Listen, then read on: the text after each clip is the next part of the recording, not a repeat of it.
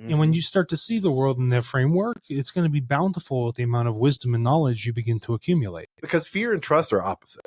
So if you really think about it, because he's like, trust the world, don't fear, you know, and it's like, oh yeah.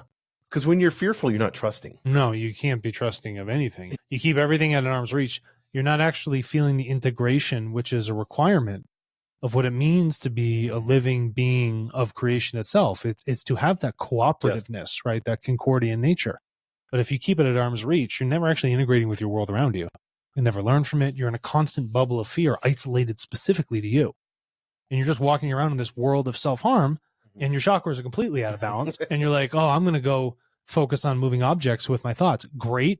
Glad it's totally possible. You haven't worked on the core foundational things for you. You're not balanced. So what's going to happen? No, you become fearful when you start to learn these things. And then the ego plays, I think the ego can play a role too when you're unbalanced, in the sense of you can have spiritual ego, which we see a lot of, you know, like with gurus and stuff like that. But the orange ray, the sacral chakra, calls it the attachments and desires. Yeah. So this is a good one, because if we're clinging on to some personal identity, or we're clinging to a certain emotion and we like the way that it makes us feel, or we're clinging on to an image that we put out with a title that we have. It's an ego chakra. Yes. Validation from others. Yeah. Those are all showing that you're stuck in that chakra. There's no balance.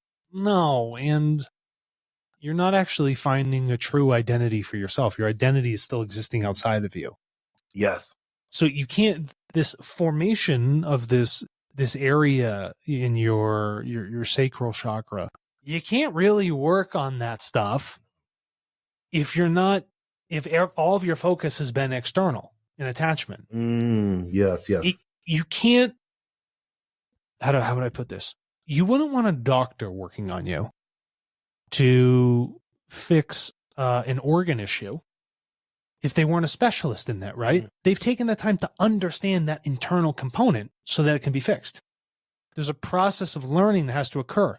They don't find it on the outside. It's an internal knowingness they have to know deep down to understand how that thing works. Otherwise, no healing can occur.